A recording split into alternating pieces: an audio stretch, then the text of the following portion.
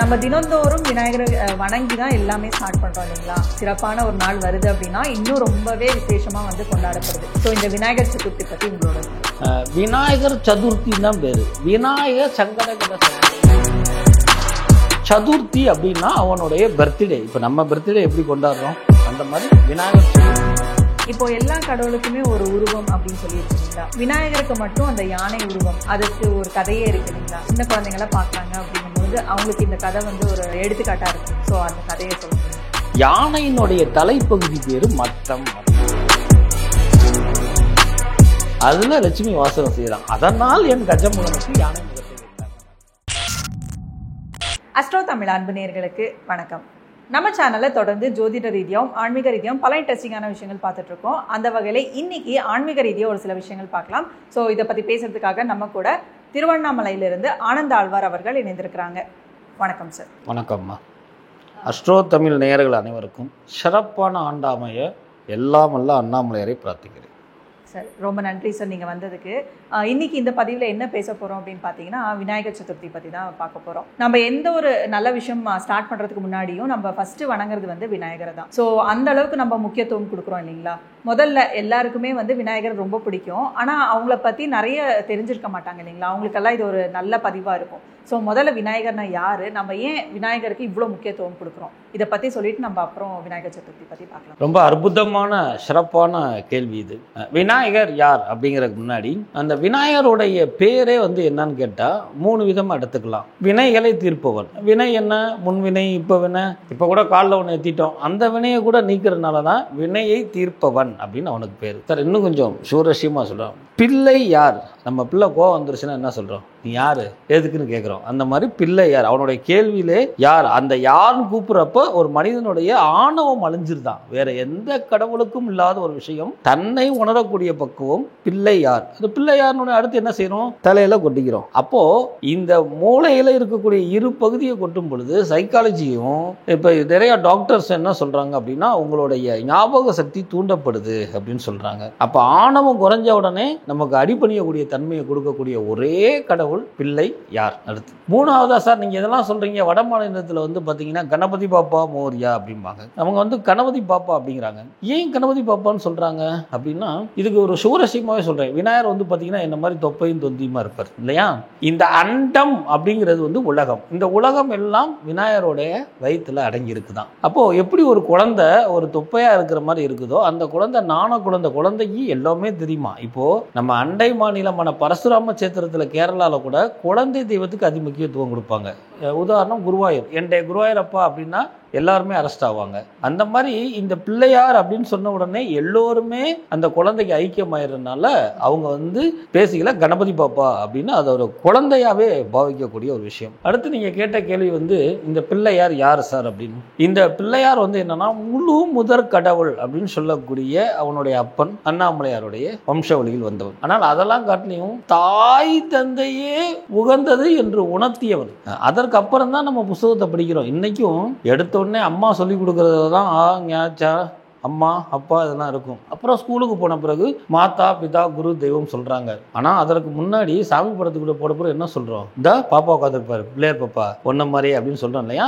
அந்த கடவுளை பார்த்த உடனே என்ன தோணுது அப்படின்னா தாய் தந்தையர் தான் முக்கியம் சொல்லக்கூடிய அதி அற்புதமானது. இதற்கு ஸ்லோகத்திலையும் வேதத்திலையும் 1000 அர்த்தங்கள் இருக்கலாம். அதனாலதான் இந்த விநாயகர் எடுக்குது. அப்போ விநாயகருங்கிறது என்னன்னா அறிந்தும் அறியாமலும் நம்ம சொல்ல வேண்டிய அவசியமே இல்லை. எந்த வினையும் தீக்குவதால் அவனை வினை தீர்த்தவன் அப்படின்னு அர்த்தம். வினை தீர்த்தவன் தமிழ்ல ரொம்ப உச்சரிப்பை கவனிக்கணும். வினை தீர்ப்பவன் அல்ல, வினை தீர்த்தவன். இனிமே வினையை பொண்ணாம தடுக்கிறானா, அதனாலதான் அவனை முதல் கடவுளாகவும் எப்பவுமே நம்ம நினைக்கிறோம். அடுத்து கணபதி பாப்பாங்கிறது ஒரு குழந்தைகிட்ட போய் நம்ம கெஞ்சலாமே தவிர அடுத்து கொஞ்சலாமே தவிர மிரட்டினா அது போன்னு சொல்லிடும். ஸோ விளையாட்டை எதுவுமே ஆகாது அப்படிங்கிறனால அதை குழந்தை வடிவமாக கணபதி பாப்பான்னு பார்க்குறோம். அடுத்தது வந்து பிள்ளை யார் அப்படின்னு பெரியவங்க கும்பிட்டாலும் ஒரு மகளிர் கும்பிட்டாலும் அல்லது நாண பெண்கள் கும்பிட்டாலும் இன்னைக்கு கைலாஷா போகிறோம் கைலாயம் போகிறோம் அப்படின்னா கூட விநாயகருடைய அருள் இருந்தால் தான் எதுவுமே நடக்கும். அதனால தான் சுழி போட்டு எதையும் சொல்லுங்க அப்படின்னு சொல்லுது. அப்போ நம்ம இதுலேருந்து என்ன தெரிஞ்சுக்கணும்னா இந்த அண்டோங்கிறது விநாயகர் வயிற்றுல இருக்கும் பொழுது விநாயகருக்கு உட்படுத்தினவன் நான், அப்போ நானே முதல்வன் அப்படிங்கிறது தான் இந்த விநாயகருடைய தாத்பரியம், தத்துவம். ரொம்ப சிறப்பாக வந்து விநாயகரை பற்றி ஒரு விரிவாக்கமாக ஒரு விஷயம் சொல்லியிருக்கீங்க. நம்ம தினந்தோறும் விநாயகரை வணங்கி தான் எல்லாமே ஸ்டார்ட் பண்ணுறோம் இல்லைங்களா? ஸோ குறிப்பாக ஒரு நாள் விநாயகருக்குனே ஒரு நாள் சிறப்பான ஒரு நாள் வருது அப்படின்னா இன்னும் ரொம்பவே விசேஷமாக வந்து கொண்டாடப்படுது. ஸோ இந்த விநாயகர் சதுர்த்தி பற்றி உங்களோட ரொம்ப விசேஷம். இந்த பதிவில் வந்து நம்ம ஆழமாக பதிய வைக்கிறேன். விநாயகர் சதுர்த்தின்னு தான் பேர். விநாயகர் சங்கடகட சதுர்த்தின்னு சொல்லப்படலை. சதுர்த்தி அப்படின்னா அவனுடைய பர்த்டே. இப்போ நம்ம பர்த்டே எப்படி கொண்டாடுறோம் அந்த மாதிரி விநாயகர் சதுர்த்தி முக்கியம். இந்த விநாயகர் சதுர்த்தி ஆவணி மாசத்துல வரும், ஒரு சில வருடங்களில் ஆடி மாசத்துல கூட வரலாம். அது காலத்தினுடைய சூழ்நிலை. அப்போ சதுர்த்தி விரதம் இருக்கிறவனுக்கு சங்கடங்கள் இல்லைன்னு சொல்லப்பட்டிருக்குது. சதுர்த்தி ஏன்னா ஒவ்வொரு மாதமும் சதுர்த்தி வரும் பொழுது நம்ம யாரை நினைக்கணும்னா விநாயகர் பிறந்ததை நினைக்கணும். என்னுடைய பிறந்த நாள் வந்து அடுத்த மாதம் 20ஆம் தேதி வருது. இப்போ நம்ம டேட் வரையும் எடுக்கிறோம். அப்போலாம் நட்சத்திர வாரியாக தான் நம்ம குழந்தைகளுக்கு எடுப்போம். அந்த மாதிரி சதுர்த்தி அன்னைக்கு நீங்க விரதம் இருக்க வேணாம், கோயிலுக்கு போக வேணாம். உங்க வீட்டில் இருக்கக்கூடிய விநாயகரை அப்பா கணபதி பாப்பா ஏதோ நீ படைச்ச ஜென்மா நான் இருக்கிறேன்ப்பா அப்படின்னா உங்களுக்கு அவன் பூர்த்தி குறிஞ்சிருவானா. அது எனக்கு சொல்லவே வார்த்தை வரல. ஏன் அப்படின்னா ஒருத்தரை வந்து புகழ்வதை காட்டிலையும் பர்த்டே எல்லாத்துக்கும் பிடிக்கும். ஸோ சதுர்த்தி வந்து ரொம்ப விசேஷம். அது சங்கடகட சதுர்த்திக்கும் என்ன எல்லாரும் சங்கடகட சதுர்த்தி கொண்டாடுறாங்க, நீங்க சதுர்த்தின்னு சொல்றீங்களே அப்படின்னா மீண்டும் சொல்றேன், விநாயகர் சதுர்த்தின்னு தான் சொல்லப்பட்டிருக்குது. விநாயகர் சங்கடகட சதுர்த்தி. விநாயகர் சந்திரனால் ஏற்படக்கூடிய மனக்குழப்பத்தை நீக்குபவன். ஒரு ஜாதகருக்கு பெரும்பாலும் அப்போ 8ஆம் இடத்துல சந்திரன் வந்துச்சுன்னா நம்ம என்ன சொல்றோம், சந்திராஷ்டமம்னு சொல்றோம். அந்த சந்திராஷ்டமத்தில் இருக்கக்கூடிய குளறுபாடுகளை நீக்குபவன் இவனே காரணம். அப்போ மனம் ஒரு மனிதனுக்கு முக்கியமாகப்படுது. இந்த இடத்துல ராசி நட்சத்திரம் சுஜாதா மீனா ஆனந்தல்வார் எல்லாத்தையும் விட்டுருவோம். மனக்குழப்பம் எப்போ வேணா ஏற்படலாம். அந்த மனக்குழப்பத்தை நீக்குவதற்காக அந்த சந்திரனை தன் கண்ட்ரோலில் வைத்துக் கொள்கிறார். அப்போ சங்கடகட சதுர்த்திக்கு விரதம் இருந்தால் மனக்குழப்பத்தில் ஏற்படக்கூடிய கலக்கத்தை நீங்குவது உண்மை, சாத்வீகம். அதில் ஒன்றும் மாற்று கருத்தே இல்லை. அதனாலதான் சந்திரன் உதிக்கக்கூடிய நேரத்தில் செய்யறது. இப்போ அது கூட விநாயகரை நம்ம பிஸி ஆகிட்டோம். ஏன் தெரியுமா, சந்திரன் உதிக்கக்கூடிய காலம் மாலை 4:15. ஆனால் சந்திரன் நமக்கு தெரியக்கூடிய டைம் 6:45 7:15 தான். நம்ம சங்கடகட சதுர்த்தி 4 மணிக்கெல்லாம் பிள்ளையாரை போட்டு பாடப்படுத்திடுறோம். ஸோ இதை திருத்திக்கங்க. சந்திரன் உதயகால வேலையில செய்யறது தான் சங்கடகட சதுர்த்தி. ஒரு சில ஆலயத்தில் செய்யறாங்க. இந்த நிகழ்ச்சி வழியாக இன்னும் சிறப்பு பெறணுமே தவிர குறைகளா ஒன்றும் கிடையாது. ஆனாலும் கூட சங்கடகட சதுர்த்தி கூட நான் விட்டுட்டேன் சார், எனக்கு தெரியல, மறந்துட்டேன், இல்லை நான் கோயிலுக்கு போயிட்டேன், பஸ்ஸில் வரப்போ லேட் ஆயிடுச்சு, கோயிலுக்கு போக முடியல, கவலையே வேணாம். சதுர்த்தி அன்னைக்கு இருக்கக்கூடிய விரதம் உங்கள் சங்கடம் மட்டும் இல்லை, உங்களோட சந்தோஷமான வாழ்க்கையை கொடுக்கக்கூடாது. ஏன்னா அவனுடைய பர்த்டே 52 வாரம்ங்கிறது ஒரு வருடம். 52 சதுர்த்தி நினைங்களேன், நீங்க நினைச்சதெல்லாம் நடக்கக்கூடிய அமைப்பை யானை முகன் கஜமுகன் கொடுப்பான். ஸோ சதுர்த்தியே விசேஷம். அதுல சதுர்த்திக்கு எல்லாம் சதுர்த்தின்னு சொல்லக்கூடியதுதான் இந்த விநாயகர் சதுர்த்தி. ஸோ இந்த விநாயகர் சதுர்த்தி என்ன செய்யணும்னா, எப்படி நம்ம கேக் வெட்டி நம்ம குழந்தைகளுக்கு பண்றோமோ அந்த மாதிரி நம்ம கொண்டாடுறோம். நம்ம கொண்டாடுறது வந்து நம்ம வீட்டுக்குள்ள மட்டும் தெரியக்கூடாது, இந்த லோகத்துக்கே தெரியணும் அப்படிங்கிறதா சிறிது.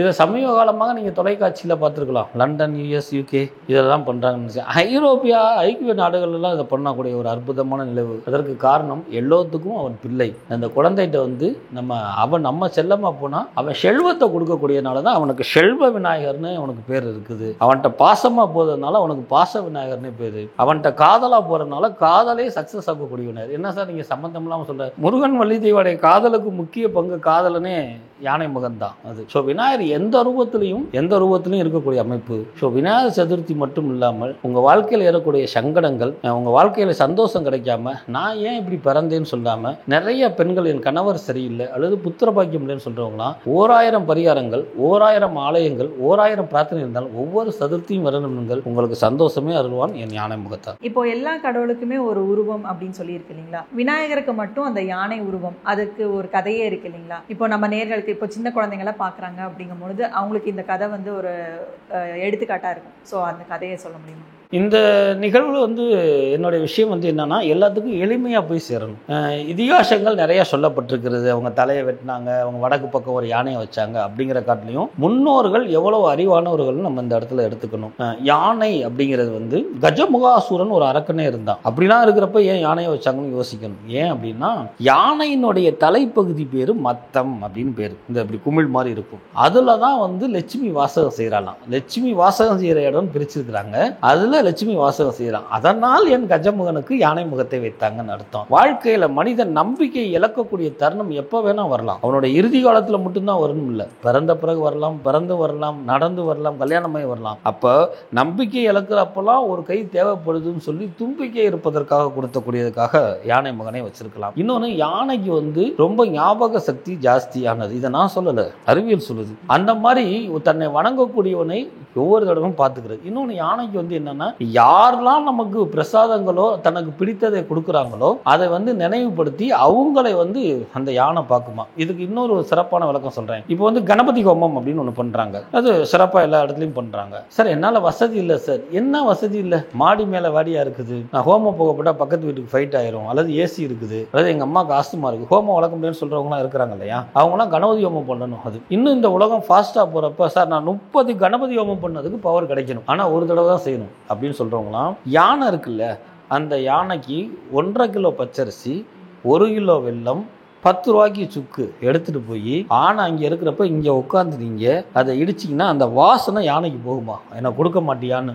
யானை பிரத்யோகமாக நம்மளை பார்த்தா 30 கணபதி ஹோமம் பண்ணதுக்கு சமம். குறித்து வைத்துக் கொள்ளுங்க நேயர்களே. யானை இந்த பச்சரிசி வெல்லம் இந்த சுக்கு நமக்கு தரமாட்டாங்களான்னு அங்காளிக்குமா. பொதுவாக யானை ஆடிக்கிட்டு இருக்கும் கோயிலில், இதை செய்த உடனே ஆடும். நம்ம நேரடியாக கொடுக்காட்டினா கூட யானைக்கார்ட்ட கொடுக்க சொன்னோம்னா அது ஒரு 2 மூச்சிலே அதை இழுத்துரும். அப்படி ஆத்ம திருப்தி நமஸ்தேயாமி அப்படின்னு அந்த யானை சாப்பிட்டுச்சுன்னா உங்கள் வம்சமே இருக்கக்கூடிய தோஷம் நீங்கிரும். 30 கணபதி ஹோமத்துக்கு சமம் அது. அதுக்காக நான் கணபதி ஹோமமே பண்ணாதீங்கன்னு சொல்ல வரல.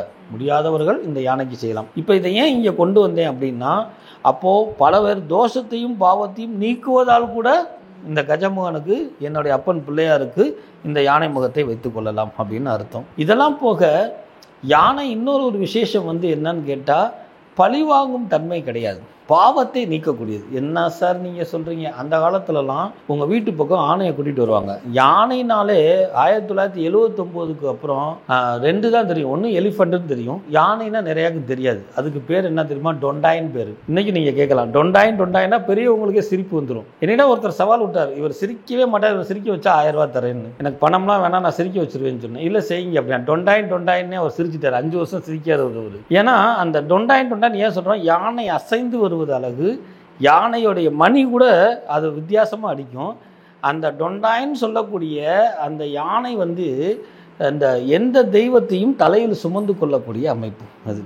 இந்த மாதிரி வரலாறுகள் நிறைய இருக்கிறதுனால ஞாபக சக்தி இருக்கக்கூடிய, தன்னை வணங்கணுன்னே எப்போனையும் ஞாபகம். இன்னொன்று, யானை ரொம்ப எளிமையாக இருக்கும். போனீங்கன்னா புல்வெளியில் போய் படுத்துக்கும், மரத்துக்கு கீழே நின்றுக்கும். என் அப்பன் விநாயகனும் அப்படித்தான், அரச மரத்தில் இருப்பான், ஆலமரத்தில் இருப்பான். இன்னும் சில பேர் என் ஆனை மகனை கிண்டலாக சொல்கிறாங்க, குளத்தங்கரையில் உட்காந்துருக்கு சார் பெண்கள்லாம் குளிக்கிற இடத்துல. அதற்கல்ல, அந்த காலத்திலே நம்மளை மாதிரி பசங்கள்லாம் வந்துருவானுங்கன்னு அவங்கள பாதுகாப்பதற்காக, அந்த பெண்களை பாதுகாப்பதற்காக என் ஆனை மகன் அரச மரத்தடியிலும் குளத்தங்கரையிலும் உட்கார்ந்துருந்தாங்க. நீங்கள் குளிக்கிறதுக்கு என் ஆனை மகன் பாதுகாப்பாக இருந்தக்கூடிய அற்புதமான நிகழ்வு. ஸோ விநாயகரை பற்றி ஒரு யுகம் பேசலாம், ஆனால் ஒரு பெண்கள் குளிப்பதற்கும் பாதுகாவனா இருந்திருக்கிறான். அதே தான் யானை. இன்னைக்கு யானைக்கு நீங்கள் என்னென்ன படைக்கிறீங்களோ அதெல்லாம் விநாயகருக்கு உண்டு. சோளக்கிறது யானைக்கு உண்டு. மல்லட்டன்னு சொல்லக்கூடிய அந்த நம்ம நிலக்கடலைன்னு சொல்லுவாங்க அந்த பக்கம், அது யானைக்கு ரொம்ப பிடிக்கும். சார் யானைக்கு அல்வா எது சார் அப்படின்னா கரும்பு. இந்த கரும்பு கொடுத்தீங்கன்னா யானை உடனே சாப்பிடாது, அது கீழே அடித்து அந்த மண்ணெல்லாம் எடுத்து சொல்லட்டி அதை ருசிச்சு சாப்பிடுவான். இன்னைக்கும் விநாயகர் சதுர்த்திக்கு கரும்பு படைக்கிறதை நீங்கள் பார்த்து கொண்டு இருக்கலாம். ஸோ அப்போ எளிமையானவன், வலிமையானவன், வக்கர குணம், அதாவது வக்கர குணத்தை நீக்குபவன். தன் வக்கர குணம் கிடையாது, நீ எனக்கு இப்படியா உனக்கு அப்படி செய்கிறேன்னு சொல்லக்கூடியவன். மற்றற்ற மகிழ்ச்சியை தன்னுடைய அசைவுலையும் இதுலையுமே அருளவன். நீங்கள் விநாயகரை ஒரு 7 நிமிஷம் விநாயகரோடைய துதிக்கையை மட்டும் பாருங்கள், தன்னை அறியாமல் ஒரு யானை டொண்டாய் நடந்து வர்ற மாதிரி வரும். இதற்கு கூட ஒரு ஆலயம் இருக்குது. நீங்கள் உடுப்பியிலேருந்து மூகாம்பியா போகிறப்போ ஒரு விநாயகர் கோயில் இருக்குது. நேயர்கள் அனைவரும் இதை நல்லா தெரிஞ்சுக்கணும். உடுப்பி டு மூகாம்பியா போகக்கூடிய அந்த சாலை பேர் கடற்கரை சாலைன்னே பேர். அதில் ஆனைக்கொட்டானே ஒரு கோயில் இருக்குது. அந்த கோயிலுடைய பேர் ஆனைக்கொட்டா. அங்கே நம்ம அப்பு விநாயகர்னு சொன்னால் தான் இப்போ தெரியும். எப்படி யானை எப்படி தூக்கிட்டு உட்காந்துருக்கோ அதே மாதிரி விநாயகர் உட்காந்துருக்கிறாரு. ஸோ எதற்காகனா நம்ம சேனலில் மட்டும்தான் அரிய பெரிய ஆலயங்களை பார்க்க முடியும். நீங்கள் கேட்ட கேள்விக்கும் நான் சொன்னதுக்கும் நிறைய வித்தியாசங்கள் இருந்தாலும், ஸ்லோகம் மந்திரத்தை சொல்லி பழச இல்லாமல் எதற்காக யானை முகத்தை கடவுள் பொறுத்தினான், இதற்கெல்லாம் மேலாக இன்னாருக்கு இப்படி, அது தெய்வமாக இருந்தாலும் இப்படித்தான் அவர் நிர்ணயிச்சிட்டால் அதை மாற்ற முடியாது. ஸோ அதனால தான் ஆனைமுகனாக உட்காந்துருக்கு. ஓகே சார், ரொம்ப சிறப்பாக சொன்னீங்க. இப்போ நீங்கள் சொன்ன மாதிரி விநாயகர் வந்து உலகம் முழுவதும் எல்லா இடத்துலையுமே இருக்காங்க. ஸோ அப்படி இருக்கும்போது இப்போது நாம் வழிபாடு பண்ணும் பொழுது இந்த கோயிலுக்கு தான் போகணும், இந்த கோயிலுக்கு போகக்கூடாது அப்படின்னாலாம் எந்த ரூல்ஸ் அண்ட் ரெகுலேஷன்ஸுமே இல்லை. அப்படி இருந்தாலுமே ஒரு சில ராசிகள் இந்த கோயிலுக்கு போனால் நல்லது நடக்கும் அப்படின்னாலாம் சொல்கிறீங்க இல்லைங்களா? ஸோ அதை பற்றி கொஞ்சம் டீட்டெயிலாக சொல்லுங்கள். ஏன்னா இந்த கோயிலுக்கு போனால் தான் எங்களுக்கு நல்லது நடக்குமா, இல்லை நம்ம லைஃப் லாங் அந்த வழிபாடு எடுத்துக்கணுமா? இதை பற்றி கொஞ்சம் டீட்டெயிலாக சொல்லுங்கள். ரொம்ப அற்புதமான கேள்வி.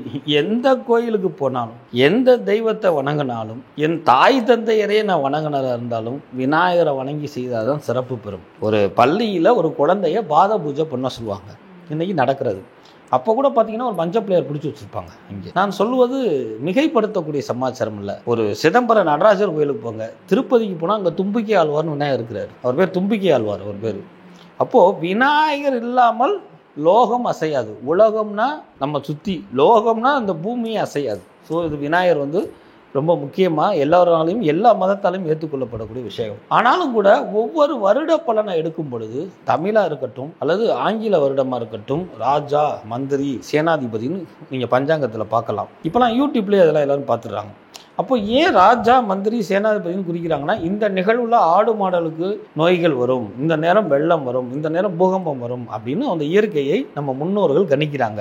இது எல்லாம் நடக்குது நடக்கலைங்கிறத அப்புறம் வேற விஷயம் வச்சுக்குவோம். ஆனால் இதனுடைய தீவிரத்தை குறைப்பதற்கு என்ன செய்வாங்க அப்படின்னா விநாயகரை தான் நம்ம சரணடையணும். ஏன்னா அவன் நினைத்தாதான் இந்த சம்பவம்லாம் நடக்காமல் இருக்கணும் அப்படிம்பாங்க. அப்போது ஒரு பஞ்சாங்கத்தில் ஒரு வானியல் சாஸ்திரத்தில் குறிக்கக்கூடியதையே தடுத்து நிறுத்தக்கூடிய ஆற்றல் என் அப்பன் ஆனைமுகனுக்கு உண்டு. அப்போது அப்படி இருக்கிறவன் 12 ராசியில் இருக்கிறவனுக்கு மாற்றம் தரமாட்டானா அப்படின்னு. இன்னொன்று, தென்னகத்தில் வந்து எடுத்துக்கிட்டிங்கன்னா அதிகமான கோயில்கள் உண்டு, நிறைய கோயில் சொல்லலாம். அதில் விநாயகர் கோயிலும் இருக்குது. அது இப்போது வந்து அறுபடை வீடு முருகனுக்கு, 108 திருப்பதி பெருமாளுக்கு, 64 சிவன் கோயில் அப்படின்னு சொல்கிறப்ப நம்ம விநாயகரை ஒரு அலட்சியமாக நினச்சிரும். அதாவது இதை குறையா சொல்லலை, நமக்கு வேண்டப்பட்டவர் தானே என்னப்பா அப்படின்னு கண்டிக்காம விட்டுறோம். நீங்கள் அம்மன் சன்னதி போனாலும் விநாயகர் இருப்பார், கொடிமரத்தில் விநாயகர் இருப்பார், கோபுரத்தில் விநாயகர் இருப்பார். ஆனால் நம்ம வந்து பார்த்த உருவம் தானே அப்படின்னு பழையிறோம். விநாயகர் சிறப்பு பெற்ற ஆலயங்கள் நிறைய இருக்குது. அது இந்த 12 ராசிக்கு எவ்வாறு பொருந்தும் பார்க்கும் பொழுது 2025-26க்கு இது பொருந்தும். சதா காலமும் நான் சொன்னக்கூடிய இந்த ஆலயத்தை வழிபடுவது சிறப்பு. 2027-28 அந்த தசாபுத்திகளோ அந்த வானியல் சாஸ்திரம் மாறும் பொழுது ஒரு சில ராசிகளுக்கு இதே விநாயகர் ஆலயம் மாற்று ஆலயமாக வருமே தவிர ஒரு காலம் விநாயகரை மீறிய ஆலயமாக வராது. அது ஸோ 12 ராசிகளுக்கு உண்டான ஆலயங்களை நான் உங்களுக்கு தென்னந்தெளிவாக சொல்கிறேன். நேயர்கள் அனைவரும் உங்களுடைய குலதெய்வத்தையும் உங்களுடைய தாய் தந்தையரையும் இதற்கு அப்புறம் மூணாவதாக எனக்கு நடந்தது போல அடுத்தவங்களுக்கு நான் நடத்த மாட்டேங்கிற வைராக்கியத்தையும் ஏற்படுத்திக்கிட்டா விநாயகர் உங்களிடம் வசமாகுவான். என்ன வந்து இடிச்சுட்டான் நானும் போய் இடிக்கிறேன்னு சொல்லக்கூடாது. அப்படி இருந்தால் விநாயகருக்கு ரொம்ப பிடிக்குமா, ஓ நீ இடிக்காதவனா வா உன்னை இக்கல்ல வச்சுக்கிறேன்னு சொல்லுவானா. அது ஸோ அதான் இந்த மூணையும் கடைப்பிடிச்சிங்கன்னா விநாயகர் வந்துடும். விநாயகருக்கு ஹோமம், யாகம், காட்டில் போய் தவம் பண்ணணும் அப்படின்லாம் கிடையாது. இந்த மூணையும் யாரெல்லாம் தாய் தந்தையரை வணங்குறாங்களோ விநாயகருக்கு ரொம்ப வேண்டப்பட்டவன். ஏன்னா அவனுக்கு பிடிச்சது. யாரெல்லாம் எனக்கு தொந்தரவு பண்ணாங்களோ அவங்களெல்லாம் நான் தொந்தரவு பண்ண மாட்டேன். மாறாக தன்னுடைய உடல் பாகத்தை சிதைத்தவன், ஒரு தந்தத்தையே உடைத்தவன். அது வந்து ராமாயணம் எழுத இருந்தாலும் கூட நீங்களும் அந்த மாதிரி உடையதில்லை. தன்னுடைய தலைவனாகப்பட்ட விநாயகன் ஒரு தந்தத்தை உடைக்கும் பொழுது அவன் வழியில நம்ம வந்தவங்க அடுத்தவங்க இடர்பாடு பண்ணா கூட நம்ம அவங்கள மன்னிச்சுட்டு காலம் பதில் சொல்லும் அப்படின்னு சொல்லிட்டு நம்மளுடைய தர்மத்தை கடைபிடிச்சா விநாயகர் அருள் நிறைவாக கிடைக்கக்கூடிய அம்சம். ஸோ 12 ராசி நேரங்களும் இதை கடைபிடிக்கிறது மேலும் சிறப்பு. ஓகே சார், இப்போ ஒரு ராசிக்குமே விநாயகர் கோயிலை வந்து சொல்லுங்கள். தாராளமாக. இப்போ வந்து பார்த்தீங்கன்னா 12 ராசி மண்டலத்தில் மேச ராசி, இந்த ராசி நட்சத்திரம் அப்படின்னு எடுக்கும் பொழுது அப்புறம் லக்கணம், அப்புறம் தசாபுத்தி இப்படிலாம் போகுது. ஆனால் முன்னோர்கள் இந்த ராசியில் ஒரு அம்சத்தை அமைச்சாங்க. என்ன அமைச்சாங்க? ஒரு ராசிக்கு 4 பாதம், இன்னொரு ராசிக்கு 3 பாதம், இன்னொரு ராசிக்கு 2 பாதம் அப்படின்னு அமைச்சிருந்தாங்க. ஸோ இப்போ நீங்கள் இந்த ராசி அப்படிங்கிற கட்டத்திலேயே இது எல்லாமே அடங்கியிருந்தது. அதற்கப்புறம் தான் நம்ம நோண்டணும் விரிவாக பார்க்குறோம் கடந்தது. அப்போ இந்த ராசி மேஷ ராசியில் இருக்கக்கூடிய அத்தனை நட்சத்திரக்காரங்களுக்கும் அத்தனை பாதங்களுக்கும் இந்த 2025ல் 2026 வரைக்கும் அற்புதமான ஒரு ஆலயம் விநாயகரை போய் வணங்கக்கூடிய விஷயம். இதில் சார் இப்போ தான் ஆனந்தாழ்வார் என்ன சொல்ல போகிறாரோ, இப்போ தான் சனிலாம் விலகி கொஞ்சம் பரவாயில்லன்னு இருக்கிறோம், கொஞ்சம் ராகு இதெல்லாம் சரியில்லை அப்படின்னு நீங்கள் நினைக்கக்கூடிய ஒரு அற்புதமான இருக்கும். ஆனால் மதுரை மீனாட்சி அம்மன் கஷேத்திரத்தில் இருக்கக்கூடிய முக்குருணி விநாயகர்னு பேர். நல்லா பெருசாக ஜம்முன்னு இருப்பார் கடந்து. அவருக்கு ஒரே ஒரு மோதகம் செய்வாங்க, ஒரு கொலக்கட்டைன்னு பேர். அது மோதகம்னா இப்போ என்னன்னு தெரியல எல்லாத்துக்கும். அந்த ஒரு கொலக்கட்டையை செய்யக்கூடியது. ஏன் முதல் ராசிக்கு இந்த வருடம் முக்குருணி விநாயகரை எடுத்தோம்னு சொன்னோம்னா, ஒரு சில கிரகங்களுடைய தாக்கத்தினால் மீண்டும் உடலில் சிறு சிறு உடல் உபாதைகள், ஒரு ஹார்ட் சர்ஜரி பண்ணியிருக்கிறாங்க அல்லது ஒரு காலில் சர்ஜரி பண்ணுறாங்க, பட்ஸ் வைக்கக்கூடிய காலச்சக்கரம் நிலவி கொண்டு இருக்கிறது. பணம் ஒரு பக்கம் வந்தாலும் உடலில் நோயற்ற வாழ்க்கை இருக்கணும். இவங்க நல்லவங்களா இருந்தாலும் இவங்களுக்கு திஷ்டிகள் கூடும். இப்படி இந்த மேஷ ராசிக்கு பிரதானமாக இருக்கிறதுனால முக்குருணி விநாயகரை இந்த விநாயகர் சதுர்த்தி அன்னைக்கு முடியாதுனா கூட இந்த அடுத்த 6 மாதம் 180 நாள். ஏன் சார் அது 180 நாள் சொன்னீங்கன்னா, 1 + 8 9. 9 வந்து செவ்வாயை குறிக்கும். மேஷ ராசி செவ்வாய் வீடு. ஸோ நீங்கள் பிரத்யோகமாக இந்த மேஷ ராசியில் இருக்கக்கூடிய அத்தனை நட்சத்திரக்காரங்களும் முக்குருணி விநாயகரை செவ்வாய்க்கிழமை வேலையில் போய் சேவிக்கிறது இன்னும் சிறப்பான பலனை கொடுக்கும். உங்களுக்கு நோயற்ற வாழ்க்கையும், குறிப்பாக உங்கள் பிள்ளைகள் உங்கள் பேச்சை கேட்டு நடக்கக்கூடிய பாக்கியத்தையும் இந்த முக்குருணி விநாயகர் அருள்வார். ஸோ இது ரொம்ப சிறப்பு. அடுத்ததாக பார்த்தீங்கன்னா ரிஷபராசி.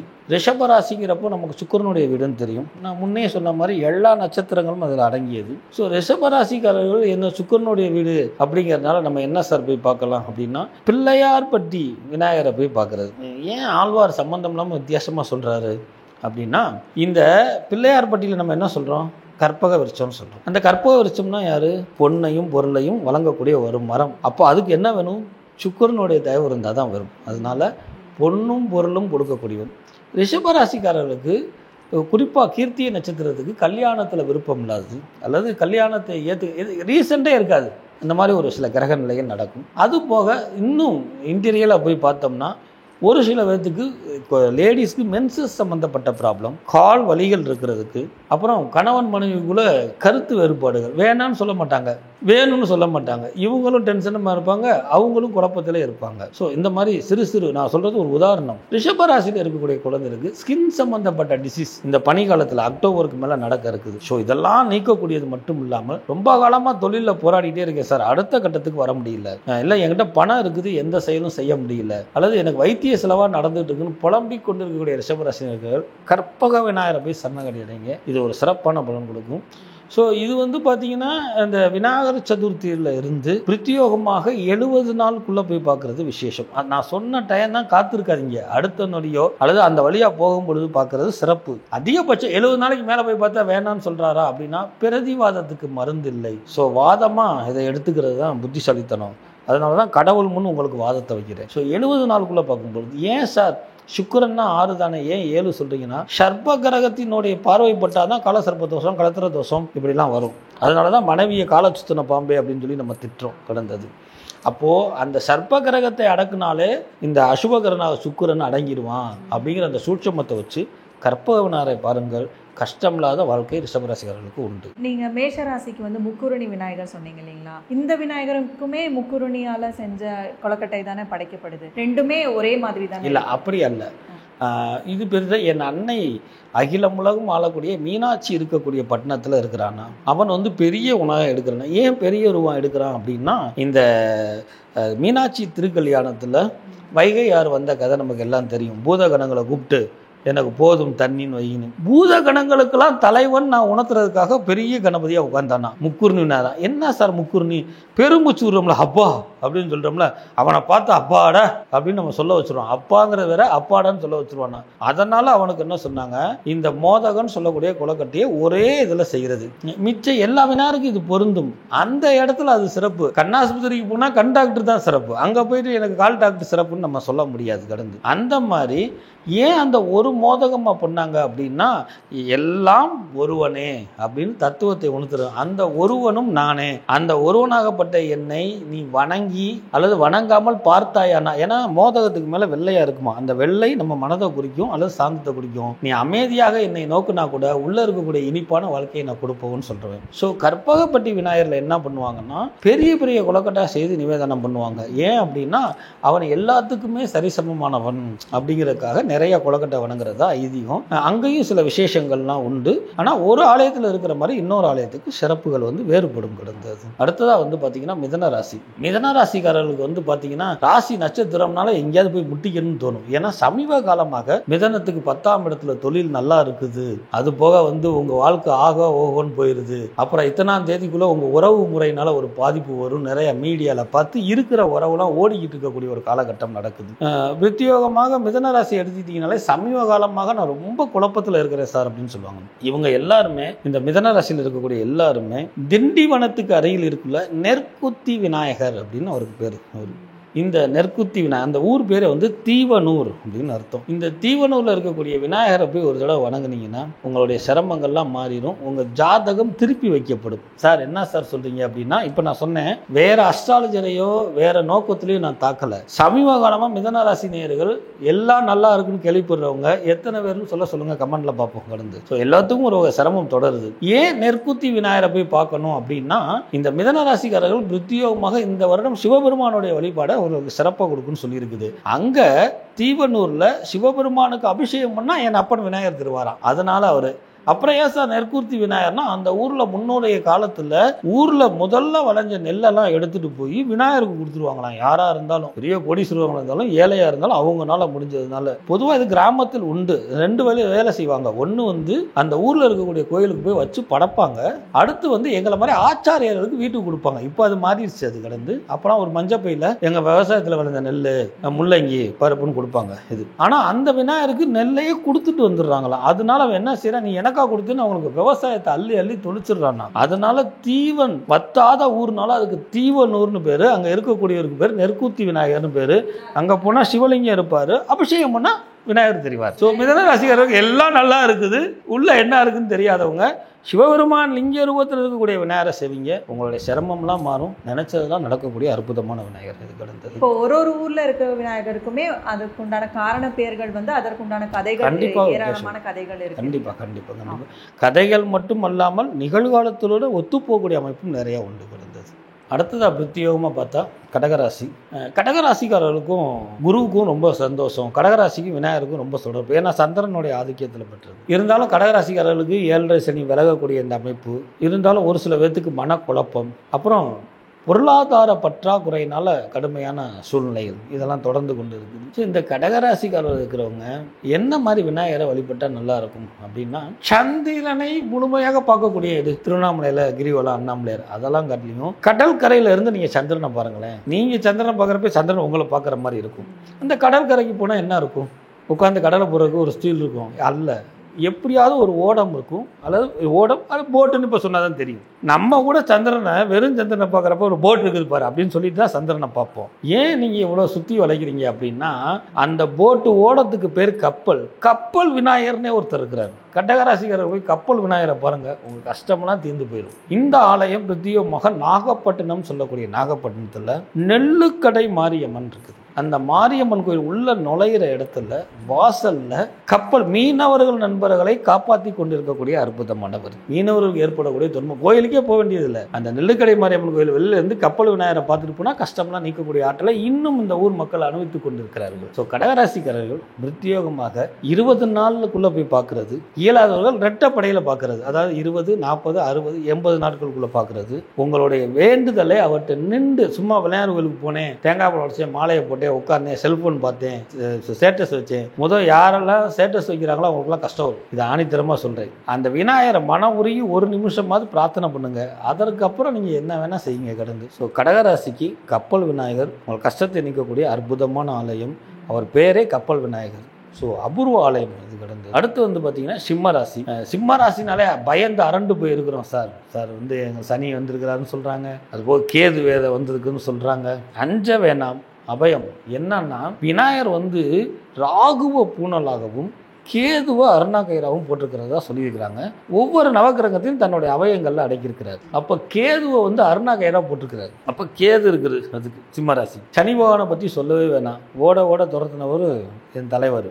அப்போது இவங்க என்ன பண்ணணும் பிரத்யோகமாக, சார் நீங்கள் சொல்கிறதெல்லாம் ரைட்டு, கஷ்டப்படுறவனுக்கு தானே சார் கஷ்டம் தெரியும், சிம்மராசிக்காரர்கள் ஒரு சாத்வீகமாக ஒரு சொல்ல வேண்டிய விஷயம். இது போக இதில் மக நட்சத்திரமே கேதுவுடைய நட்சத்திரம் வரும். இதுவும் கவனிக்கக்கூடிய விஷயம். பூர நட்சத்திரம் சுக்கிரனுடைய நட்சத்திரமாக வரும். அப்புறம் சூரியனுடைய நட்சத்திரமும் அதில் இருக்குது. அப்போ இதெல்லாம் நல்லா யோசித்து தான் இந்த ஆனந்தாழ்வார் சொல்கிறாரா அப்படின்னு ஒரு கேள்வி பேர் வரும். இவங்க பொல்லா பிள்ளை அப்படின்னு சொல்லக்கூடிய பொல்லா பிள்ளையாரை பாருங்க சார். இதெல்லாம் நாங்கள் கேள்விப்படாத ஒரு விஷயமா இருக்குது. சிதம்பரத்துக்கு பக்கத்தில் ஒரு கிராமம் திருநாரையூர் அப்படின்னு அதுக்கு பேர்.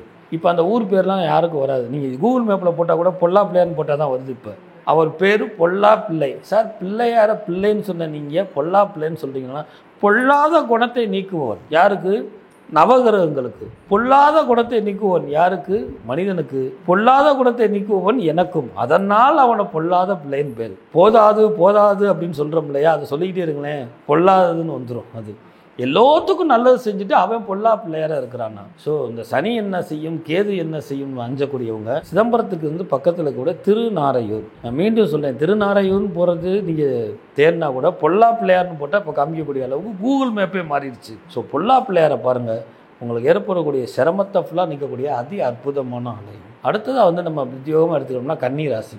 கன்னிராசி எனக்கு எல்லாம் இருக்குது சார், ஆனால் பத்தலை சார், எனக்கு நான் நினச்ச மாதிரி வாழ்க்கை வரல சார். இந்த தன்மை கன்னிராசிக்காரர்களுக்கே உண்டு. தான் வேண்டானாலும் தன்னை தேடி வரக்கூடிய பிரச்சனை கன்னிராசிக்காரர்களுக்கு நடைமுறையில் இருக்கும். ஸோ இவங்க பிரத்யோகமாக என்ன மாதிரி ஆலயங்களை வழங்கலாம்? கன்னிராசிக்காரர்கள் தன் மனத்தை தெளிய வைத்து கொண்டால் எல்லாம் சிறப்பு பெறும். ராசி நட்சத்திரம்லாம் அப்பால். ஏன்னா இதில் சொல்லுவேன், திருமண பொருத்தம் பார்ப்பதற்கு 7 பொருத்தம் 11 பொருத்தம் வாக்கிய பஞ்சாங்கம் திருக்கணி தான் மன பொருத்தமே முக்கியம். அந்த மன பொருத்தத்தை இன்னும் தெளிவாக சொல்லவா, லவ் அப்படின்னா லவ் பொண்ணுன்னு சொல்லலை, அந்த அப்ரேஷர் பார்த்த உடனே எனக்கு பிடிச்சிருக்குது.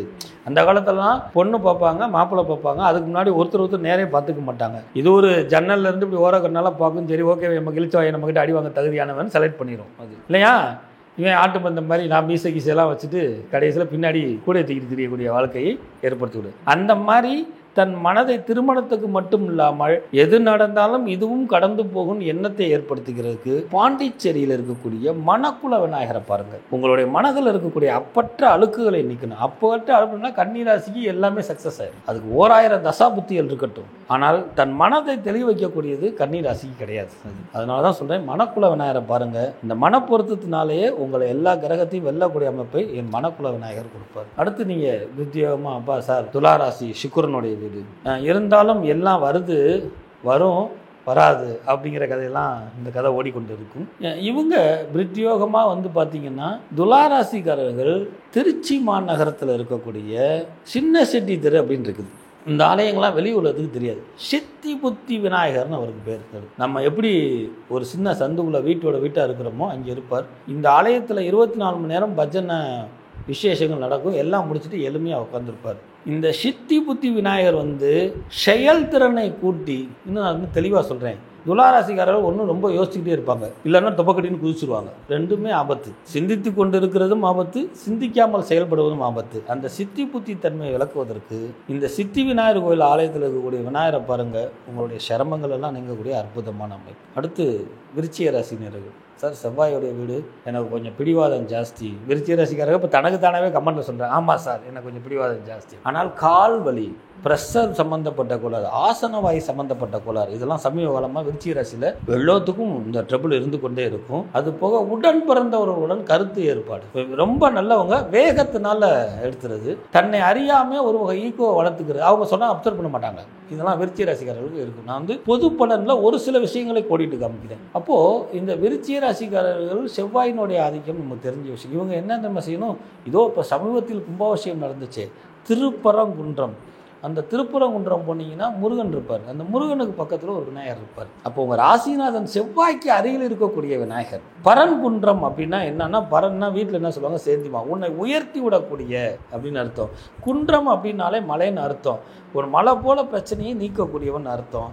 ரெண்டாவது, உனக்கு குன்றம்னா உனக்கு சிறு குறைகள் இருக்குப்பா, திருத்திக்கப்பான்னு எடுத்து சொல்லக்கூடிய அமைப்பை பரன்குன்றத்தில் இருக்கக்கூடிய விநாயகர் குண்டா. அப்போ ராசிநாதனோட அருகில் இருக்கக்கூடிய விநாயகர் போய் பார்த்தா இவனையும் பார்க்கணும் அவனையும் பார்க்கணும், அண்ணன் தம்பி 2 பேரையும் பார்க்கக்கூடிய அற்புதமான நட்சத்திரம் திருப்பரங்குன்றம். போங்க, இதற்கு அளவே கிடையாது. 60 நாள் 70 நாள். செவ்வாய் வேகமான நட்சத்திரம். நினைச்சா இப்போயே போகலாம், நினைச்சா நெட்டில் சர்ச் பண்ணி பார்க்கலாம், நினைச்சா வீட்டில் உட்காந்து டிவியில் போட்டு பார்க்கலாம். ஸோ திருப்பரங்குன்றம் முருகனை சேவிப்பது ரொம்ப அற்புதம், ரொம்ப விசேஷம். அடுத்து பார்த்திங்கன்னா தனுசு ராசிக்காரங்க இப்போ சார் நான் ஒரு படி மேலே ஏற போகிறேன், நீங்கள் எதாக இருந்தாலும் சொல்கிறது எங்களுக்கு ஒரு குறையாக இருக்குன்னே சொல்கிறாங்க. கிடையாது. எந்த ராசியும் குறையற்ற வாழ்வு வரணும். அதே நேரத்தில் ஒரு சில குறைகளை இந்த ஆனந்தாழ்வார் சுட்டி காட்டும் பொழுது நீங்கள் திருத்தி மேன்மை அடையணும்.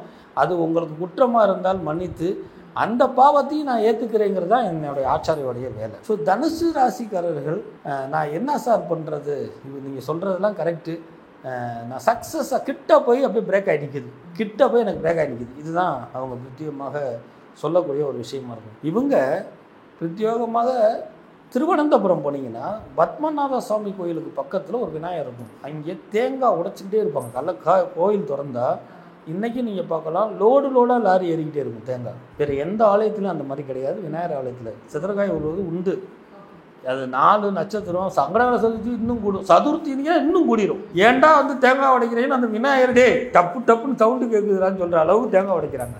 அப்போ தன்னுடைய மனச்சிதறுகளை நீக்கக்கூடியவன், தன் மனதுடைய ஆற்றலை நீக்கக்கூடியவன். பெரிய கஷ்டம் ஒன்றும் இல்லை, உடஞ்சா வெண்மை. அப்போ நிதானம் பொறுமை இருந்தால் ஜெயிச்சிடலாம் சொல்லாமல் சொல்லக்கூடியவன். நம்ம அண்டை மாநிலத்தில் இருக்கக்கூடிய திருவனந்தபுரத்தில் இருக்கக்கூடிய இந்த விநாயகரை போய் பாருங்கள். இவங்க பிரத்யேகமாக இவங்களுக்கும் 70 நாள் தான் டைம். ஏன்னா சுக்கிரனை கம்பேர் பண்ணி தான் நம்ம சொல்கிறது. ஸோ தனுசு ராசிக்காரர்கள் தொழிலில் வற்றமெல்லாம் பிரிந்து போன தம்பதிகள் டைவர்ஸ்லாம் வாங்கிட்டு அதுக்கப்புறம் ட்வீட் போடுவாங்க. நான் சொன்ன கோயிலுக்கு போனேன், ஏதோ இனம் புரியாமல் டைவர்ஸ்லாம் வாங்கிடுவாங்க. 7 வருஷம் போராடி கோர்ட்டில். அதுக்கப்புறம் என் வீட்டுக்காரர் போகிற வருமானு சொல்லக்கூடிய அமைப்பை அந்த விநாயகர் கொடுப்பான்னு இது உறுதி. இது கிடந்தது. ஸோ அடுத்து எடுத்துக்கிட்டோம்னா மகர ராசி, சனீஸ்வரனுடைய வீடாகப்பட்ட மகர ராசி. இந்த மகர ராசிக்காரர்கள் தானும் குழம்பி இருக்கிறவனையும் குழப்பிட்டுருவாங்க. ஆனால் பேச்சில் வலிமையாக இருப்பாங்க. சிறிது உடல்நிலைகளில் சிறு பாதைகள் இருக்கும். இவங்க எல்லாம் நம்ம நாகர்கோயிலுக்கு பக்கத்தில் இருக்கக்கூடிய மண்டக்காடு பகவதி அம்மன் இருக்கும். அந்த மண்டக்காடு பகவதி அம்மன் கோயிலில் உள்ள பிரசன்ன விநாயகர் அப்படின்னு அவருக்கு பேர். சார் பிரசன்னம்னா ஆழ்வார் பிரசன்னம் பார்ப்பார், அது அல்ல. உன்னுடைய வாழ்க்கையில் பிரச்சனைகளை நீக்குவனால் அவனுக்கு பிரசன்ன விநாயகர்னு பேர். தனிப்பட்ட விநாயகர் கோயில் மட்டும் சிறப்பு இல்லை, விநாயகர் ஒவ்வொரு இடத்துலையும் உட்காந்துருக்கிறப்ப தத்துவமும் தாத்பரியமும் உண்டு. ஸோ மகர ராசிக்காரர் ஒரே ஒரு தடவை சும்மா போய் இந்த பிரச்சனை விநாயகரை பார்த்துட்டு வாங்க. உங்கள் வாழ்க்கையில் பிரச்சனை உங்களை கண்டு ஓடுமா, நீயே ஒரு பிரச்சனைக்காரே நான் ஓடிடுறேன் அப்படிங்கிற ஒரு தன்மையை கொடுக்கக்கூடிய பிரசன்ன விநாயகர். அது வந்து பெரிய விஷயம். நாகர்கோயிலுக்கு மண்டக்காடு பகவதி அம்மன் கோயிலுக்கே பஸ் வசதிலாம் இருக்குது. ஸோ இது சிறப்பு பெறும். அடுத்து கும்பராசிக்காரர்கள். சார் நான் ஜாதகம் எதுவுமே பார்க்கல சார், நான் எங்கேயாவது போய் ஒரு தனியாக ஒரு தீவு பிடிச்சி உட்காந்துடலான்னு இருக்கிறேன். நிறையா கும்பராசிக்காரர்கள் சொல்கிறது கெட்டதெல்லாம் விளையிருச்சு எல்லாம் சொல்கிறாங்க சார். எந்த ஒரு செயலும் கும்பராசிக்கு நடக்கக்கூடியது இருக்குது. இறைவனோட சம்பந்தம் ஏற்படுத்தி கொடுக்க விநாயகர் யாருன்னா திருவண்ணாமலையில் அண்ணாமலையார் கோயில் இருக்கிற பேர் வந்து சம்பந்த விநாயகர்னு பேர். இந்த சம்பந்த விநாயகர் வந்து பார்த்திங்கன்னா திருவிழாவுக்கு முன்னாடி பத்திரிகையை இவர் முன்னாடி தான் வச்சு படைப்பாங்க. அண்டம் உலகலும் ஆளும் அண்ணாமலையார், ஆனால் அவனுக்கெல்லாம் அப்பனாகப்பட்டவன் ஆணை முகத்தான். அவன் பேர் சம்பந்த விநாயகர். இங்கே இன்னொரு விசேஷம் என்ன தெரியுமா, நம்ம வட மாநிலத்தில் இருக்கிற மாதிரி செந்தூரம் சாத்தியே அவர் இருப்பாராம். ஏன் தெரியுமா, அவரை போய் பார்த்த உடனே வெற்றி கிடச்சிடணும்னு ஒரு அமைப்பை கொடுக்குறவர் தான். இன்றைக்கும் திருவண்ணாமலை மக்கள் நிறைய பேர் திருவண்ணாமலை சுற்றி இருக்கிறவங்க புது கணக்கை வந்து சம்பந்த விநாயகத்தை தான் போடுறாங்க. சொல்கிறது அண்ணாமலையார் கோயில்னு சொல்லிக்குவாங்க. எங்கேன்னா இங்கே சம்பந்த விநாயகர் அண்ணாமலையார் கோயிலுக்குள்ளே இருக்கக்கூடிய கொடிமரத்துக்கரையில் கூட சம்பந்த விநாயகர். கும்பராசிக்காரர்கள் சம்பந்தம் இல்லாமல் குழப்பிக்கொள்வது, சம்பந்தப்பட்டவன் உங்களை குழப்பிக்கொள்வது, தேவையில்லாத பிரச்சனைகளை ஏற்படுத்துவது, சும்மா இருந்தாலும் பிரச்சனை தேடி வருதுன்னு சொல்கிறவங்க சம்பந்த விநாயகரை வணங்குங்க. வாழ்க்கையில் சம்பந்தமாக ஒரு வாழ்க்கையில் சிறப்பு பெறக்கூடிய ஒரு அமைப்பு. கூடுதல் சிறப்பாக சம்பந்தி பிரச்சனை இருக்கும். நிறைய பேர்த்துக்கு மாமியாரை பிடிக்காது, நிறைய பேர்த்துக்கு மருமகளை பிடிக்காது, நிறையா கணவர்களுக்கு பொண்டாட்டியே பிடிக்காது. இவர்களெல்லாம் ஒரு சம்பந்தம் இல்லாமல் இருக்கிறாங்க, ஏதோ செஞ்ச பாவம். இவர்கள் எல்லாம் சம்பந்தப்படுத்தக்கூடியவன் சம்பந்த விநாயகர். ஸோ சம்பந்த விநாயகர் கும்பராசிக்காரர்களுக்கு சிறப்பான ஒரு பலனை கொடுக்கும். அடுத்ததாக மீனராசி. சார் எல்லா சனி போல என்கிட்ட தான் சார் இருக்கிறாரு, 7.5 சனி நடக்குதுன்னு சொல்கிறாங்க. நான் குருவோடைய வீடு, என்னுடைய அமைப்பு எப்படி தான் சார் இருக்கும், நான் எல்லா விநாயகரும் வணங்குறேன் சார். நான் எங்கே சார் சங்கு விநாயகர்னு இருக்கு, சங்குல இருந்து தோன்றியவனா அவனை போய் பாருங்க. உங்களுடைய வாழ்க்கைக்குள்ள சங்கடம் இருக்கும். ஒரு வருடத்துக்கு 52 வாரம், 52 வாரம் சங்கடகட சதுர்த்தி வருது. 52 வாரம் பலனை நீங்கள் ஒரே தடவை அனுபவிக்கணும். 52 வாரம் பண்ணதை ஒரு வருஷத்துக்கு உண்டான பலன் அனுபவிக்கணும். மானாமதுரைன்னு இருக்கக்கூடிய சேத்திரத்தில் தாயமங்கலம் போகக்கூடிய ரூட்டில் சங்கு விநாயகர் கோயில் கோயில்னு இருக்கு. இது கிராமத்து கோயில் மாதிரி இருக்கும். நான் சொல்லக்கூடிய ஆலயங்கள்லாம் நம்ம சேனலை தவிர வெளியில அறியப்பட முடியாத விஷயம். இந்த ஆலயத்துக்கு போனீங்கன்னா ஒரு சங்கு இருக்கும். அந்த சங்கு மேல வெள்ளியில ஒரு ஆட்டு தலையை செஞ்சு அதை வச்சிருப்பாங்க. இதுக்கு நான் கொஞ்சம் ஸ்டோரி சொல்லிடுறேன். முன்னொரு காலத்துல ஆறு ஓடிக்கொண்டு இருந்ததாகவும் அங்க போய் டெய்லி தீர்த்தம், அதாவது தீர்த்தம்னா குளிக்கிறது, ஸ்நானம்னு எங்க இதெல்லாம் சொல்லுவோம். பொதுவாக எல்லாரும் தீர்த்தம் ஆடிக்கொண்டு இருக்கிறப்போ அடிக்கடி ஒரு சங்கு தட்டுப்படுது. எதுல? ஆத்துல. இப்படி இருக்கும் பொழுது ஒரு தடவை என்னடா சங்கு தட்டுப்படுது, ஏன்னா அந்த காலத்துல ஆத்துல எது விழுந்தாலும் எடுக்க மாட்டாங்க. ஏன்னா திதி தவசம் சொல்லும் பொழுது காசு போடுவாங்க, வஸ்திரம் போடுவாங்க, வெள்ளம் போடுவாங்க. ஒரு கால சங்கு போட்டிருப்பாங்களோன்னு நினைச்சுக்கிட்டு யாரும் எடுக்க மாட்டாங்க. என்னடா சங்கு தட்டுப்படுது அப்படின்னு சொல்லி எடுக்கிறப்ப சங்கு எடுத்தா கொடகொடன் சவுண்ட் வரும். உள்ள பார்க்கும் பொழுது விநாயகர் இருந்ததா ஐதீகம். உடனே என்ன செஞ்சிட்டாங்க, அந்த விநாயகர் எடுத்து அங்க பிரசித்த பண்ணிட்டாங்க. அது நாளடைவில் கொஞ்சம் பெருசா இருக்கிறார். அவர் சுயம்பா வந்ததை காட்டியும் அவர் பெருசா இருக்கிறார். அந்த வாதத்துக்கு நான் போல. அந்த சங்கை பாதுகாக்கிறதுக்காக வச்சாங்க. இப்ப இருக்கிற மாதிரி நம்ம கேமரா இதெல்லாம் இங்க கிடையாது. அதுக்காக என்ன செஞ்சாங்கன்னா, இந்த சங்கு விநாயகருக்கு எதிர்த்தாப்புல காவல் தெய்வமா கருப்புசாமி இருக்குது. அந்த கருப்புசாமிக்கு என்ன செய்வாங்க, ஆடை பலி கொடுப்பாங்க. அந்த தலையை பார்த்தா எல்லாத்துக்கும் பயம் வரும். செய்டா ஒரு ஆட்டு தலையை வெள்ளியில செஞ்சு அந்த சங்கு மேல கவுத்தி வைக்கக்கூடிய இருக்கும். இதற்கு வரலாறு இதிகாசம் வேற. ஆனா மூலாதார கருத்து இதுதான். இன்னைக்கு நீங்க இந்த ஆலயத்துக்கு போனீங்கன்னா விநாயகருக்கு முன்னாடி ஒரு வெள்ளியில் ஆட்டுத்தலை மாதிரி இருக்கும். அதை தூக்குனீங்கன்னா உள்ள சங்கு இருக்கும்.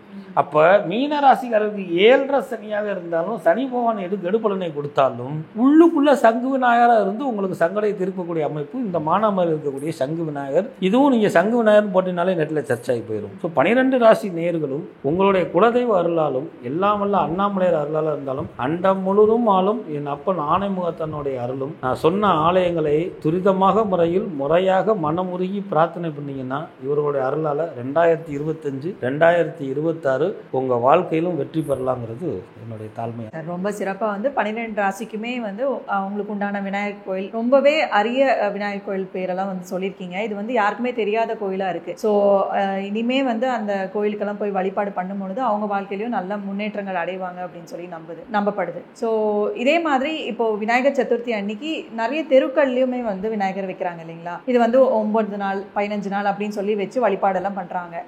இதோட சிறப்புகள் பத்தி சொல்லுங்க. எதனால இப்படி தெருக்கள், ஏன்னா விநாயகர் அப்படின்னாலே எளிமையான வழிபாடு அப்படிங்கிற மாதிரி எல்லாம் இருக்கு இல்லைங்களா? சோ யாரெல்லாம் விநாயகரை வழிபாடு பண்ணலாம் இந்த மாதிரி தெருக்கள்ல வச்சு வழிபாடு பண்ணலாம்? ரொம்ப சிறப்பு. விநாயகர் வழிபாடு மட்டும் கூட அரசாங்கம் கூட அங்கீகரிக்கக்கூடிய ஒரு விஷயம். ஏன்னா எனக்கு விடுமுறையா அறிவிச்சிருக்குது. அப்ப என்ன அப்படின்னா, இந்த முன்னையே நான் சொன்ன மாதிரி பிள்ளையார் கணபதி பாப்பா அப்படின்னு சொல்லுவோம். குழந்தைகளும் பெண்களும் கும்பிட்டா விநாயகர் ரொம்ப பூந்துரும். அதுக்காக மீதி பேர்லாம் கும்பிடாதீங்கன்னு சொல்லலை. அவெல்லாம் வீட்டில் கும்பிடுவான். அது இந்த விநாயகர் சதுர்த்தி அப்படிங்கிறது ஒவ்வொருடைய வீட்டில இருந்து நம்ம விநாயகர் வேணும். அந்த விநாயகருடைய தத்துவம் என்ன தெரியுமா? மண்ணு விநாயகரை வீட்டுக்கு கூட்டிட்டு வரும். எங்கேருந்து?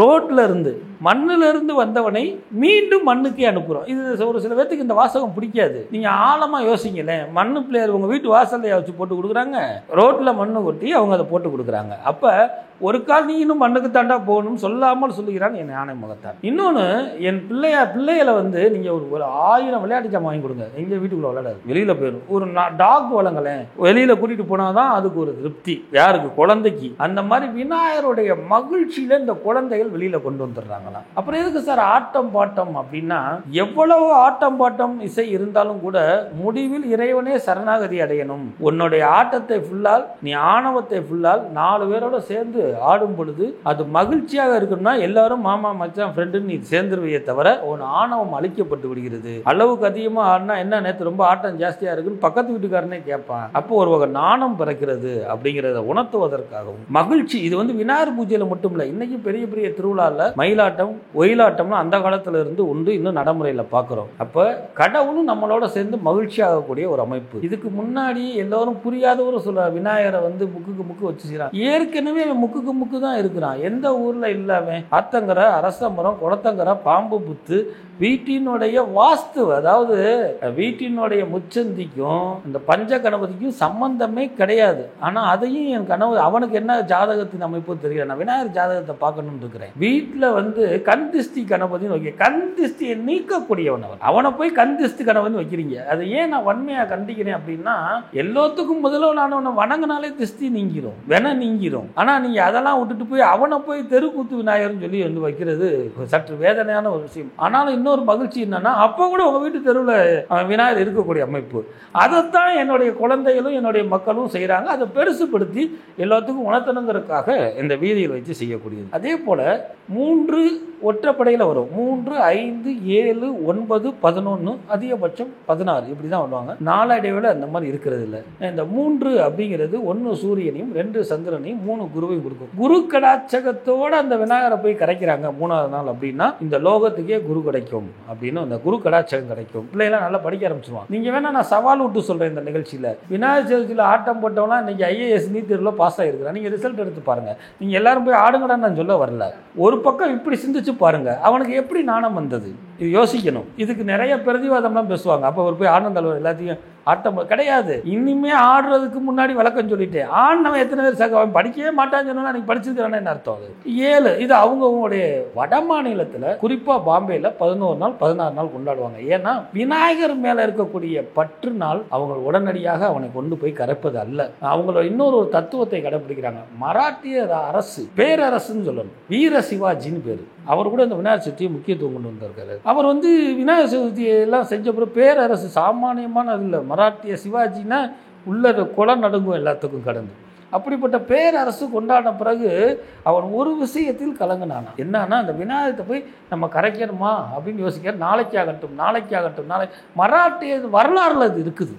அப்போது ஒரு பெரியவர் சொல்கிறாரு, நம்ம அருவமும் உருவமும் இல்லாமல் இவன் அப்பனை சிவபெருமானை கும்பிடுகிறோம், உருவமாக அமைப்பாக இருக்கக்கூடியவனை கும்பிட்டு விட்டோம், அவனுடைய ஆத்மாவாகப்பட்டது நம்ம வீட்டுக்கு வந்துருச்சுப்பா அப்படின்னு சொன்னனால அவர் மனசில் ஏற்று செய்கிறதுனால அதை 16 நாள் 17 நாள் கொண்டக்கூடிய ஒரு நிகழ்வு உண்டு. அது ஸோ குழந்தைகள் மட்டும் இல்லை, பெண்கள் நிறைய இப்போ கோலம் போடுறாங்க, விநாயகர் சதுர்த்தியில் கலந்துக்கிறாங்க.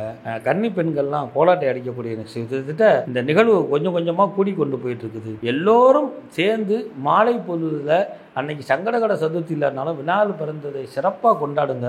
உங்கள் வாழ்க்கையில் சீரும் சிறப்பும் நல்லா இருக்கும். எல்லோரும் சேர்ந்து கொண்டாடுறப்ப இந்த லோகமும் நல்லா இருக்கக்கூடிய தத்துவத்தை எடுத்துக்கிறான். இதெல்லாம் விட ஒரு கூடுதல் விஷயம் என்ன தெரியுமா? நீங்கள் தெருவில் வச்சு விநாயகர் கும்பிடுறீங்கன்னு நினைக்கல, ஆனால் என் அப்பன் மகிழ்ச்சிக்காக உங்ககிட்ட அவன் வரக்கூடாதுன்னு நினைச்சானே என்ன ஆகிறது? யோசிக்க வேண்டிய விஷயம். அப்போ அவன் விரும்புகிறதை நாம் செய்கிறோம். நாம் இன்னும் சிறப்பாக செய்கிறதுல என்ன குறை நமக்கு? எல்லோரும் சிறப்பு பெறுவோம். எல்லோரும் செய்து முடிவு செய்த நிகழ்ச்சி வழியாக யார் யாருக்கு எதிரில் குழந்தைகள்லாம் சேர்ந்து செய்கிறாங்களோ, குழந்தைகள்னா கல்யாணம் ஆகாத முடிக்க ஒரு தாய்க்கு குழந்தை தான். அவன் 27 வயசாக இருந்தா என்ன, 16 வயசாக இருந்தானா, 3 வயசாக இருந்தா என்ன. இளைஞர்கள் சொன்னதை விட இளைஞர்கள் செய்யக்கூடியது, குறிப்பாக சிறு பிள்ளைகள் செய்யக்கூடிய விநாயகருக்கு உங்களால் முடிந்த பங்களிப்பை கொடுங்கள். அவர்களுடைய மகிழ்ச்சியினால் இரட்டிப்பு மகிழ்ச்சி அடைவான் என் ஆணை முகத்தான். ஸோ நீங்கள் கொடுக்கக்கூடிய இந்த பணம்லாம் யாரா கொடுத்தா அப்படின்னா உங்களுக்கு தானாகவே புண்ணியம் செய்யக்கூடிய அமைப்பை குழந்தைகள். அதனால தான் குழந்தையும் தெய்வமும் ஒன்றுனாங்க. இது எதுனா இருந்து வந்துச்சு தெரியுமா? குழந்தையாகப்பட்டவர் தன் குழந்தை, தெய்வமாகப்பட்டது விநாயகர். அவனோட சேர்ந்து விளையாடுறதுனால தான் குழந்தையும் தெய்வம் ஒன்றுன்னு சொன்ன நினைவில் வைங்க. நிறைய குழந்தைகள் செய்கிறதுக்கு இளைஞர்களும் குழந்தைகளும் இந்த நிகழ்ச்சியாக சொல்லக்கூடியது பக்தி முக்கியம், தீவிரவாதம் தேவையில்லை. அதே நிலை பக்குவம் முக்கியம், ஆனந்தம் முக்கியம். ஆனால் ஆபாசம் தேவையில்லை, அடங்காத்தனம் தேவையில்லை. விநாயகரை சந்தோஷப்படுத்துவது உங்களால் அல்ல, உங்களை விநாயகர் சந்தோஷப்படுத்த வந்திருக்காங்க நினைவில் கொண்டா நம்மளோட இதை ஒரு வட்டத்துக்குள்ளே வச்சுக்கொள். உங்களை அத்தனை பேர்த்தையும் தாழ்மையாக கேட்டுக்கிறேன். ரொம்ப சிறப்பு சார். ரொம்ப சிறப்பாக விநாயகர் சதுர்த்தி பற்றி ரொம்ப டீட்டெயில்டான இன்ஃபர்மேஷன்ஸ் கொடுத்துருக்கீங்க. ஸோ இதே மாதிரி அடுத்த ஒரு சிறப்பான நேர்காணலை சந்திக்கலாம் சார். அது வரைக்கும் நன்றி. ரொம்ப நன்றிமா.